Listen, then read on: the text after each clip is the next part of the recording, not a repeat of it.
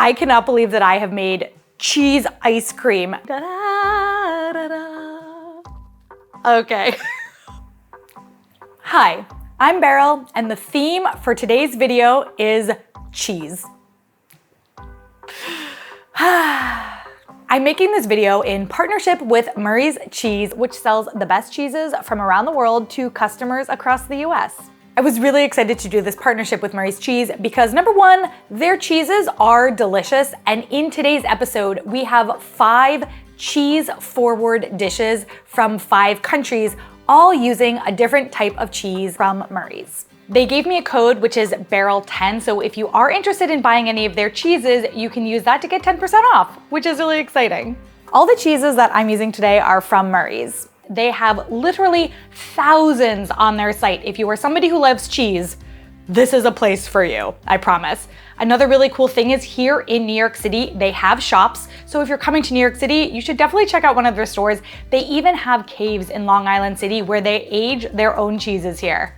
That's so cool. Okay, let's get into these dishes.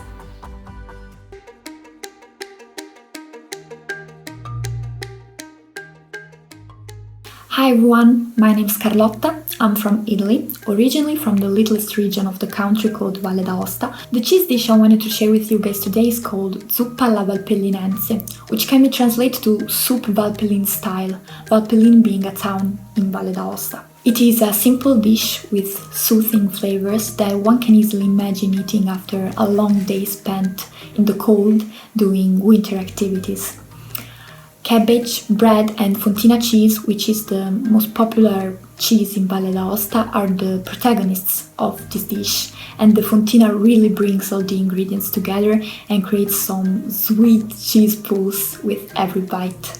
Zuppa alla Valpellinenze is the definition of comfort. It gives you that warm and fuzzy feeling in your stomach, and that's probably the reason why I like it so much. But I also love it because I link it to my nonna, my grandmother, who always cooks it for me. She's like a second mother to me. She's a very straightforward and hardworking woman, but she doesn't speak that much. So me, being a words of affirmation kind of gal, I always thought we couldn't fully click. But the moment I understood that cooking was her way to show me and my brother her love towards us, everything changed. Every time I go back to my hometown, she always makes it for me because she knows I love it very much. And it's her way to say, I've missed you, I love you. And when I say, Nonna, this is great, this is delicious, it's my way to say to her, I love you too, and I've missed you so much. I owe to her my relationship with food, the love I have for food and for cooking, and I love her very much. I think we love cheesy food so much because of that comfort quality they have, that warmth, that kind of coziness. And maybe it's just me, but the satisfaction of a good cheese pull is just chef's kiss. This dish kind of feels like French onion soup with like none of the hard work. I feel a lot of pressure to get a cheese pull. I don't think I put enough cheese in it. Ooh. Well, no, that's cabbage. That's cabbage. I'm sorry. I think maybe I didn't go heavy-handed enough with the cheese, but it all smells really good. Oh, wait. Is there more cheese down there? No. Oh my gosh, I don't know if you can see all this steam.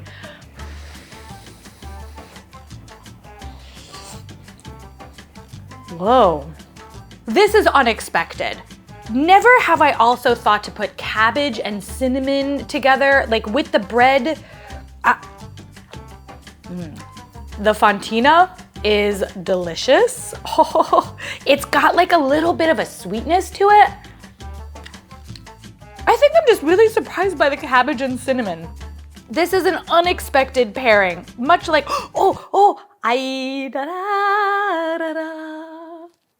Okay. Pressure off. Wow, I was sweating bullets that I wasn't gonna have a cheese pull in that one. Carlotta talked a lot about it, you know? I was really stressing. It's interesting that this is called Zuppa, but it definitely feels more to me like an American casserole. There's not tons of liquid in here. In fact, I venture to say there's no liquid left. The bread absorbed it all. It's got this very cozy, homey feel. Like I feel loved eating this dish. And I understand, you know, I really loved what Carlotta said about her grandmother and this idea of love languages, and cooking is such a love language that I think a lot of us can understand, that sometimes when words fail you, cooking can be a way to tell people how you feel about them. I like the crusty bit here, like, you know, like crack off a piece of that, like crusty Fontina. Ooh, yum. That's a simple pleasure. Before we get to the next dish, let me tell you about the artist behind me today. Her name is Maxine McCrann, and she is based out of Canada. She said that her art is inspired by community and delicious food and wine. There are all these motifs of kind of dinner parties, which I just love and relate to so much. I'm leaving a link in the description so you can follow her and support her work. Okay, let's do the next dish.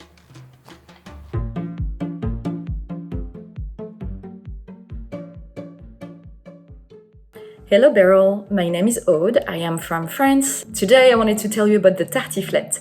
Tartiflette is a typical dish from Savoy, which is a region in France located in the Alps. So it's a mountain dish. Tartiflette comes from the word tartiflette, which means potatoes in the local Savoy language. Tartiflette is a baked in the oven dish.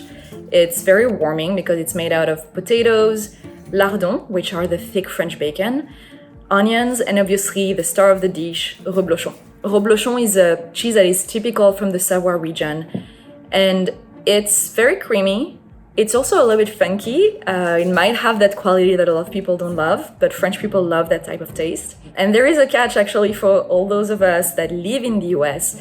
Reblochon has been banned in the US for many years, so I have found replacements that work really well when I cook tartiflette myself when I'm in the US. You can find taleggio, the Italian cheese, which is a little bit similar. Personally, I've always loved tartiflette. I really feel that cheese in general and reblochon in particular have that creamy and savory warming quality that so many people love, and for me really brings the best to pretty much any dish.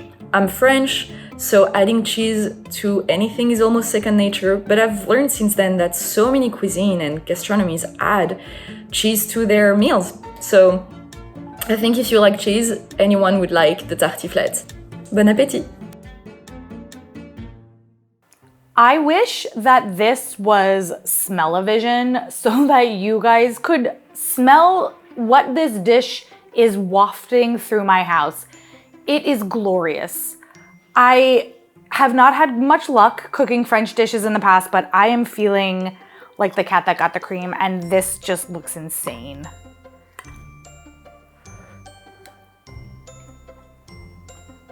Oh my God. This is so decadent. Oh my gosh.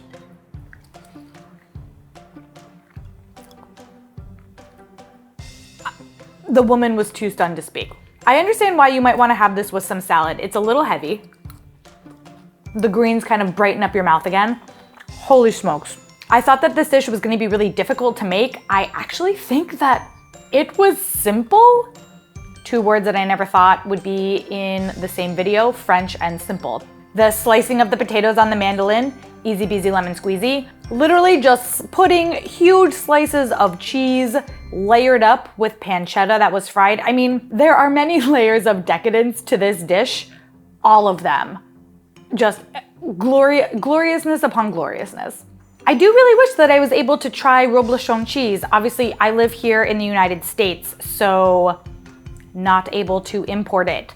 Having only had this, however, I would say no love lost. It's honestly fabulous. Make this dish, honestly. Holidays are coming up. This will be sure to impress everybody. I'm impressed.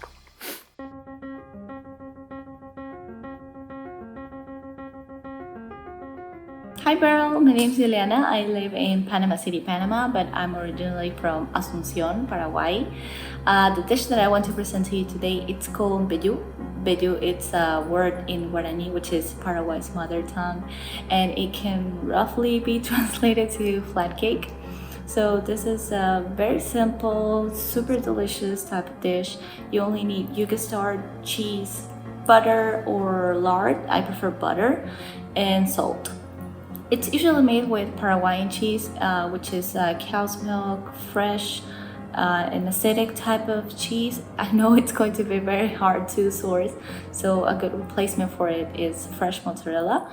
It's usually served during the winter because it's served hot and it's very, very fatty. I personally like it all year round, and it's one of the first dishes that I show to any foreigner because it's literally one of my favorite Paraguayan dishes. I recently moved out of Paraguay due to work. Don't get me wrong, I love Panama. I'm really, really liking it, but for me, it's a little piece of home that I can take with me. I can make it here, and it makes me feel like home whenever I eat it. Hope you like it. Thanks for the space for my country.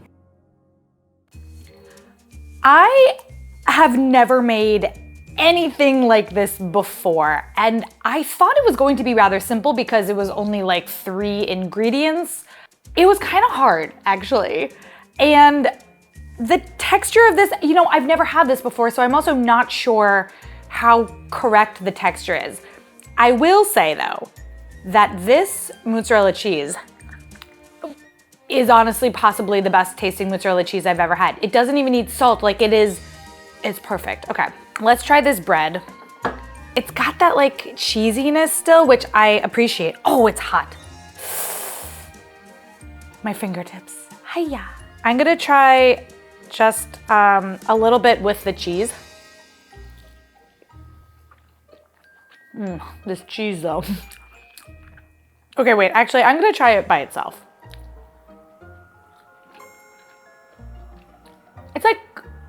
It's kind of bland. I feel like it doesn't taste like cheese bread in the way like you would think of like pão de queijo from Brazil that I made, or even like a mozzarella stick, which I guess in a way was kind of what I was thinking. It feels like the cheese is there as this kind of like binding agent, and it does give it a bit of saltiness, but overall, I think it just needs like a little bit more oomph. I made this kind of like avocado-y cheese thing.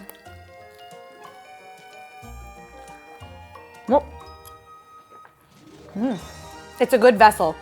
If you're gluten-free, cassava is gluten-free, so this might be something of interest to you. I feel like it just was kind of hard to make. I wasn't ever sure about the texture of the dough when I was mixing it with the cheese. And when you had to flip it, like it doesn't really become super solid, so it was a little nerve-wracking. You know, tearing it apart and seeing all those kind of cheesy lines is really exciting, but I'm just not sure if I definitely executed it correctly. But like also this cheese, oh my God. I've never had mozzarella like this. I am curious now, I really want to find this in New York City so I can know what it's supposed to taste like versus my execution of it.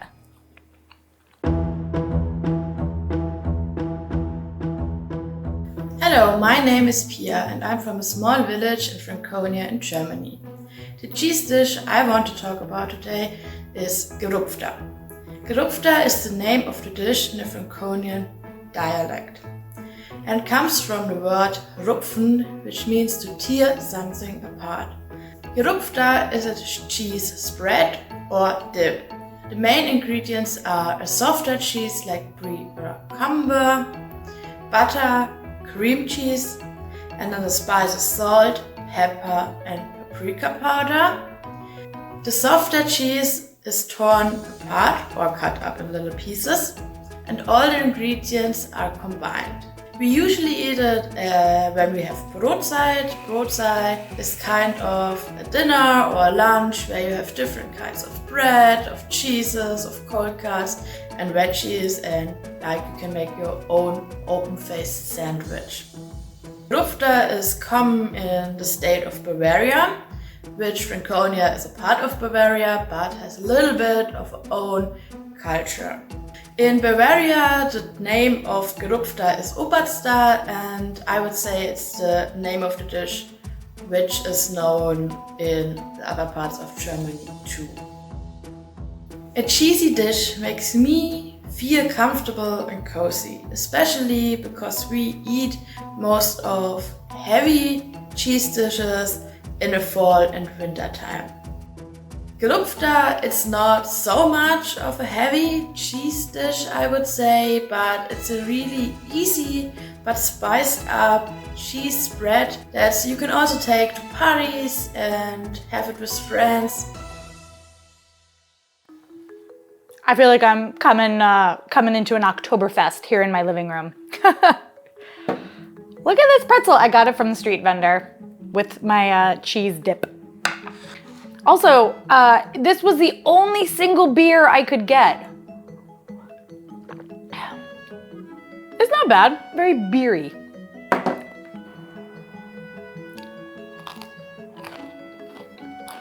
Oh, whoa, interesting. Kind of digging this. The taste of paprika is very forward, and there's kind of like a little bit of a bitterness. Like, this tastes very Bavarian to me. When I watched videos of this being made, a lot of them, the people making it, were kind of like squishing all the ingredients together with their hands. I put mine in the food processor because I don't have like cooking gloves, like surgical gloves at the house. And I just felt like the internet gets really mad at people on the internet making their own food for themselves with their hands. It's like, you're not eating it. But anyway, I just was like, ugh, I don't want everyone yelling at me for, putting my hands all over my own food. Because of that, I do think maybe this is a little bit like smoother than it should be. Although I'm also not totally sure because I've never had it or made it before. Camembert is one of my favorite cheeses. It is so good in this dip. It is creamy and has a little bit of that kind of like cheesiness. It's not strong, it's just like not a weak one, It's got a little bit of oomph. It's got all the things that I like. Also, eating it with the salty pretzel is really good. So I think that I would recommend having it with like a salted cracker.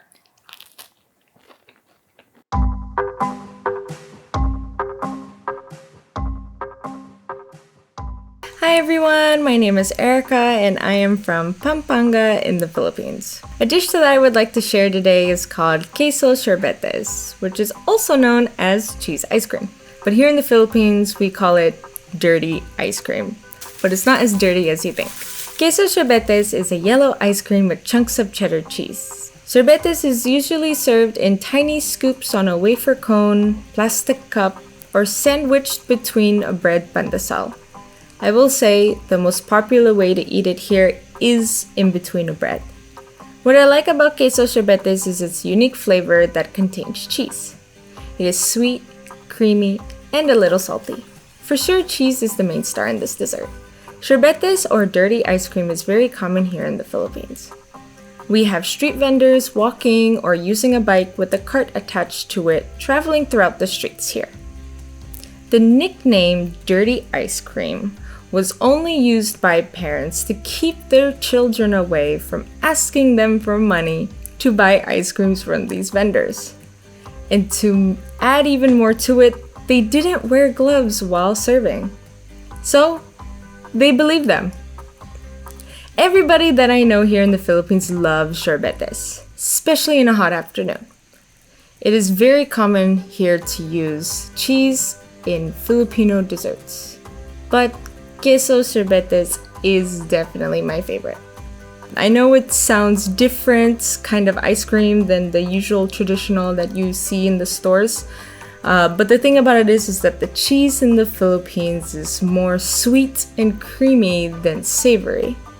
So, for example, a common brand that we use here is called Eden Cheese, which is just that. I hope you guys enjoy. I cannot believe that I have made cheese ice cream. Not only is this something that I've truly never heard of, but I literally made ice cream. The process was arduously long. I think in total I needed almost 3 days. So I really don't understand why anybody makes ice cream themselves. But